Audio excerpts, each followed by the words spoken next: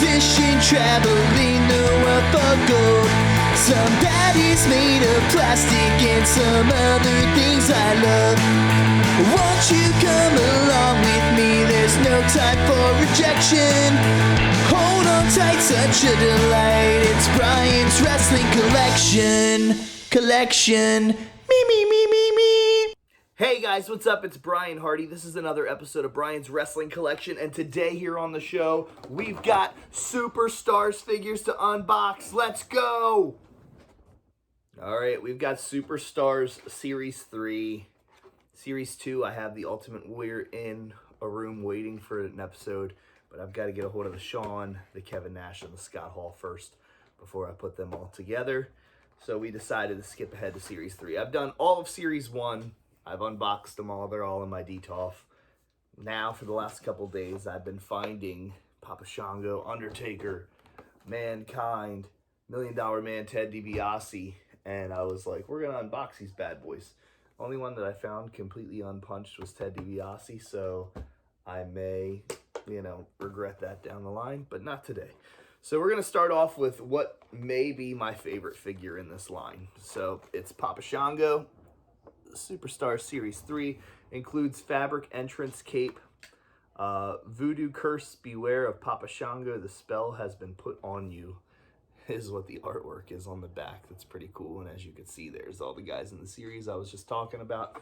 As a kid, Papa Shango was one of my most favorite characters, I'd say, but at the same time, he was so scary to me. Like, I freaked out every time he came on the TV, because to me, he was as scary as The Undertaker was, and, putting spells on people, and Ultimate Warrior throwing up the green stuff and all that. It was like crazy times back when I was a kid. There was nobody was worried about any PG ratings or anything like that. We just went to bed having nightmares about Papa Shango. It's just how it was. Obviously, as you know, later on in life, he became the Godfather.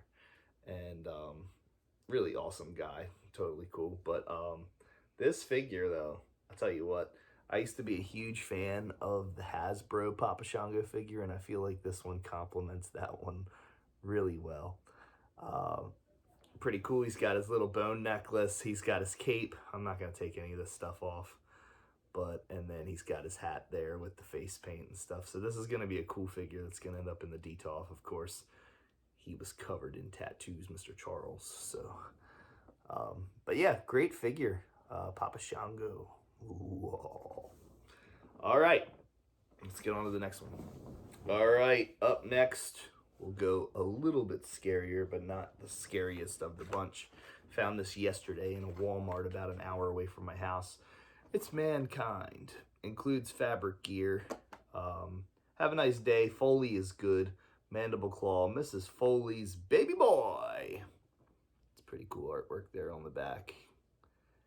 And yeah, this figure, for some strange reason, they didn't carry it around my area, so I have yet to see it anywhere around my house. We went to go visit family about an hour away yesterday, and we stopped off at a Walmart, and that was the only one that I needed for the series, and I was like, oh, I gotta grab this while I'm here. So it's a cool looking figure too. My thing was, everybody always talks about their favorite Mankind figures and, Mick Foley and stuff like that. Now, obviously, if we're going to go, 3 Faces of Foley route, I still say that the greatest pack of all time was that Jack's pack, the 3-pack, which had, Dude Love, Cactus Jack, and Mankind in it. A great 3-pack, made by Jax back in like 1997, 98, something like that.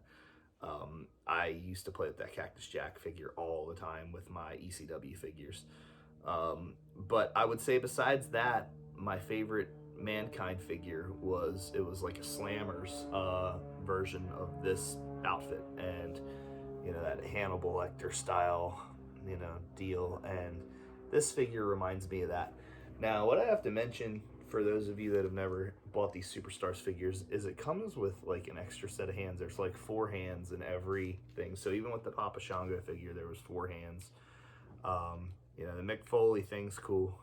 He's much like any, you know, AWA Remco figure, which these are in the light of, he's got abs underneath that shirt, which in real life is not true. But hey, in fantasy land, it's AWA Remco style, so the bodies would have to match that. But that's just a cool throwback. You know, once again, I said the Papa Shango figure was like a throwback to the awesomeness that was the Hasbro Papa Shango. And then this Mick Foley Mankind figure reminds me so much of like the Slammer series that they came out with him. And or it was, he was also that year in like that same version of a Superstar series. Just one had a button on the back, one didn't. But I still like that brown attire, and I think it's really cool. And like I said, so that's kind of a throwback to that figure. The other two that we're about to unbox are throwbacks also, in my opinion, to the Hasbro line. And it's going to be Undertaker and $1 Million Man Ted DiBiase. So let's do $1 Million Man right now. Everybody's got a price for the $1 Million Man. Yeah! This figure, this thing is cool. So like I said, it was unpunched. So some people are probably going to be like, don't do it. Everybody's got a price. Everybody's going to pay. The $1 Million Man always gets his way. Man, this outfit right here reminds me of, some people will say, oh, it's like his outfit in the, you know, Classic Superstars line or whatever. I think he was in like a 2-pack with Virgil. But to me, I would always say this outfit reminds me of his Hasbro figure. So I'm kind of glad that they were able to release this and put this out. Now, once again, I'm not going to take... Oh, his hand just popped off. I'm not going to take him apart and do all that jazz. Hold on, let's pray that this hand goes back on. Yeah, it's cool.